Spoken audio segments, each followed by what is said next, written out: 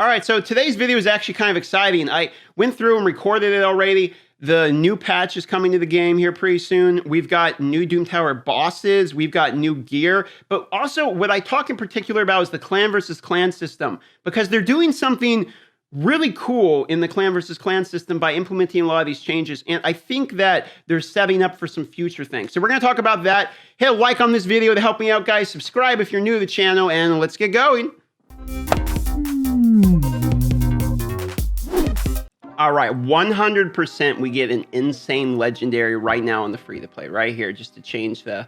I mean, that's basically a legendary, right? Okay, so moving on, what we need to talk about today is there's actually a pretty good amount of new news. There is, I mean, I guess all news is new when you really think about it, but there is some new Doom Tower bosses coming to the game, which is actually going to change our free-to-play account pretty good, because if you remember right, the goal of the free-to-play is to conquer the Doom Tower, and in the next patch, it's looking like the Doom Tower is getting significantly harder. I'm sure you, like the other people, are wondering what exactly that means. So if I scroll through here, I'm just going to give you the breakdown of it. We're not going to go through and read every ability out loud and all that. Instead, I'm just going to put a link. If you want to see all of the moves, feel free to go through that. But I'm just going to give you the basic synopsis, which is basically they are adding new bosses to the Doom Tower. This is two things. One of which, this is exciting because as most people feel, I believe that's probably fair to say at this point, the Doom Tower is getting a little bit stale. If you can conquer the Doom Tower, it's kind of just another piece of content. However, once again, in these types of games, it is hard to make content that's, you know, once you beat it, is still interesting, okay? That being said, these new bosses look pretty good. The new bosses look extremely difficult. I mean, once again, you can look through the moves if you want, but just to give you the highlights: removes all buffs, attacks all enemies, damage increases by each buff removed, the turn meter is decreased, the turn meter of all enemies will be decreased the same amount, so you can't really loop them like that, stuns people who are fully depleted. I mean, you can see here, ignores shields, block damage, unkillable. So like all the standard cheeses, like turn meter manipulation, unkillable, stuff like that that you think might work,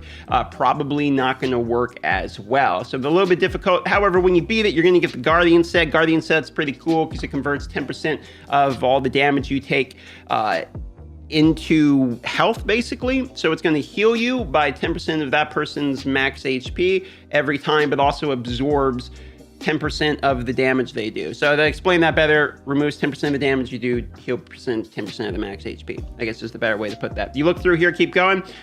Remember that says it doesn't affect poison, HP burn, yada, whatever. So moving on here, Igarath, the Eternal Dragon. This is the one that for me actually looks kind of scary because it has little bonus dudes, and typically when you have bonus dudes, the AI is going to split up and attack some of them. I know we're getting changes to AI and all that, so just being able to get this one on auto is probably going to be pretty difficult. Again, attacks all enemies, put stuff on cooldown, so maybe you're going to need the people that, you know, basic attack does something. He's basically immune to literally everything if you look at this here, so it's another one of these characters that are going to be kind of rough, and you can go through and you can see that the guys here are essentially people that put on debuffs onto your team. So what you have here is you have two very difficult teams, one of which can't really be cheese, and the other one which is basically immune to anything. And the kind of the general idea of this is that you got to remove the ads and keep yourself from getting all the, you know, the block debuffs, etc. This would be my guess, okay, just taking a peek at basically the kits. Once again, you can look and read through the whole kits if you want to take your own approximation, but the reward for this one is actually pretty good because it's the Bloodthirst set. Now, most people know that the Lifesteal set is either the best set in the beginning of the game, going into mid-game, or might just be the best set in the game. And the reason I say the best set in the game is there's not really any other sets that do what it does, which is heal, you know, potentially hundreds of thousands of health. And now we have another option. This set is again a 4-set piece, so we're not going to get like a Lifesteal 2-set piece, which we could sneak in for War Master procs and stuff, and then a real 4-set. However, you do get some crit rate in it, so it is better than the Lifesteal set, 30% of the damage done with a 12% crit rate. It also basically works exactly like the normal Lifesteal set, where it doesn't proc off poison, HP burn, stuff like that. However, it does work in combination with things like Leech, for instance. Now, this is kind of cool. We have clan improvements. I think this is a little bit bigger of a deal than just looks like some text lines, and it's probably where we're going to spend the majority of the time talking about. If you look at this here, You can now have clan search and application process quality of life improvements. I think this is setting up for clan versus clan to actually be something quite important. I think clan versus clan wasn't something the US was really talking about as much recently. I mean, now more recently, yes, but prior to, like, let's say this previous year, it wasn't really a massive topic of conversation. It was mentioned, but just wasn't the big one, where the Russian community has really been pushing for clan versus clan for a while. And so for that reason, I think it does take them time to get stuff implemented, as we all know. But I think we probably have the Russians to thank for the clan versus clan and the clan improvement for that community over there. If you look here, we're going to be giving quality of life improvements, but the real biggest one here is you can set a clear power player requirement to join the clan.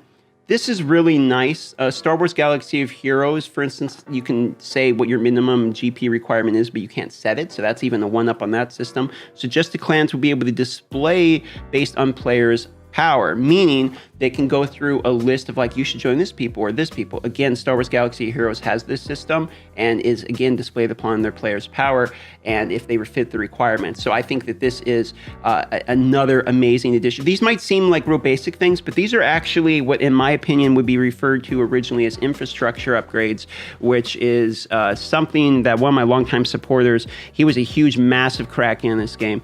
And he left the game fairly early because his biggest complaint was they weren't working on infrastructure. And I was thinking about that, and I definitely think that that was a good complaint back in the day. So I really like to see things like this that allow the people who are managing things in an officer type of row of clans, or to make clans more important. I think this is probably the largest update to Raid Shadow Legends in terms of mentality shift that I've seen in a while. I really, really, really like these clan improvement updates. I mean, I'll just kind of say it that way, right? You can clan leader be active clan promotion for 48 hours. This is something that Eve Echoes does. If you don't know, I used to run and then let a CEO take it over, the WellPod Corporation Alliance for Eve Echoes. It is now part of, like, one of the largest corporations in the game, and they actually own a whole section of space and everything in that mobile game. We're pretty decently known.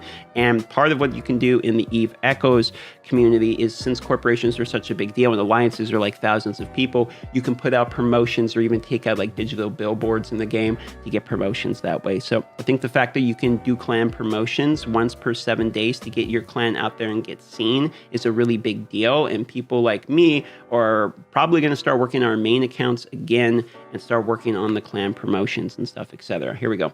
Players will be able to send an application to other clan even if they're part of another clan at the time. This is another big deal because if you want to be able to field offers, you know, it's like working on one, I don't know, basketball team, but, you know, still being able to talk offers with the other. I'm sure that's probably illegal for basketball. I don't know. Okay. So the members tab would display the last login of every player in the clan. This is important because you need to be able to see if the person is doing what you requested them in a higher tier guild. If you say, like, hey, I need you to hit this clan boss, or, you know, please log in for your activities or something, being able to see that information is important. Clan invitations in global chat will become available. I actually don't like this. I don't like anything that is more spammy in global chat unless the invitations only show in the global chat for the person in particular. I hate stuff that has to do with global chat. It should only be chat, and everything else should be banned, in my personal opinion. Clan invitation will be available in the player info tab. I like that a lot as well. So these are all really good changes. They might not seem like huge content changes, but these are actually really healthy quality of life changes, and is 100% because they're setting up clan versus clan, hopefully, to be kind of a more competitive scene in the game. I actually believe that that's going to be one of the best changes that Raid can possibly do. So this is an encouraging patch for a few reasons. We'll continue by reading the miscellaneous here, which is the Doom Tower rankings best teams will now be displayed the number of turns it took the player in question to beat the floor instead of the amount of time, as now will be implemented a short while after the release. This is a few reasons, because time is actually influenced by things like frame rate. So a faster computer you have and some cheese strats can actually reduce the amount of time you have. So the turn itself is basically the same thing as time, and we can see how many, you know, turns it took. I actually like that better. Battle result tab will display the number of turns taken to beat the stage as well as the overall time. I like that as well. And then the penultimate battle with the spider, her max HP will be decreased in the hard difficulty. This will not take place after the second rotation of the Doom Tower's launch. So basically, they're going to nerf the Nether Spider a little bit in hard difficulty Doom Tower. I did her in hard, and it was not exactly the easiest thing in the world, but I didn't think any of the nerf thing. Again, I have a $16,000 main account. So this patch right here is actually pretty exciting, to be honest, because we get new Doom Tower stuff. This is definitely something that my main is more than likely going to have to conquer and take a look at and see exactly how hard this is. I am interested in the new gear, the Guardian set, and this Bloodthirst. I like PvE types of gear getting added to the game. PvE is my personal favorite. You guys know, you don't see me pushing platinum or anything. I just don't care about that type of stuff.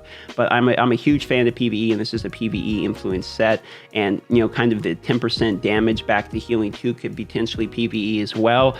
Maybe what they're doing is setting up for a new clan boss where you need this new gear for a new clan boss. I don't really know. At this point in the game, it's probably too early to predict if a new clan boss is going out. But I will say, we were supposed to have, what, the Hydra, right? I mean, where is the Hydra already? I remember having a DM conversation with somebody in PLARIUM where, you know, we talked about the Hydra was literally already done. Like, you know, this was like a year ago at this point. So I don't know, maybe they scrapped it. Maybe they rode parts of the Hydra into Doom Tower bosses. I don't know what happened with it. Maybe it's still coming out and they're polishing and getting the gear and everything set up so that, you know, the clan versus clan will end up like who can kill the Hydra boss fight faster or something. I don't know what their plan is, but hopefully the new clan boss is coming, because I still think clan boss is one of the better, probably more popular portions of the game, and new clan system with a new clan boss could really revitalize the game.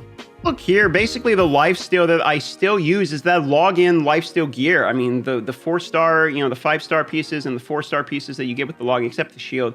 These are all still the login free lifesteal pieces that I get, and it's on my Zargla. It's a big deal. If I had more lifesteal, I would be using more lifesteal on more characters. So I think the addition of this new lifesteal gear is actually going to be a pretty big deal. Whether or not you're going to be able to beat the boss to craft it in the forge, that's a whole nother question. I would like to see the addition of more hammers, maybe monthly, and I'm a little concerned, does the Doom Tower continue past 4 floors, or are these new bosses going to be removing some of the bosses we can already beat and cycling in there, and now we're locked out with some rewards we were otherwise getting? I don't know, but we'll find out, and I'm actually really excited to tackle this. But the new clan versus clan that's coming and the new clan quality of life changes are really encouraging. So if you enjoyed this conversation, like the video, help me out, subscribe if you would like to see more of me. I love you all, and I'll see you on the next video. Oh, I'm also gonna go live right now.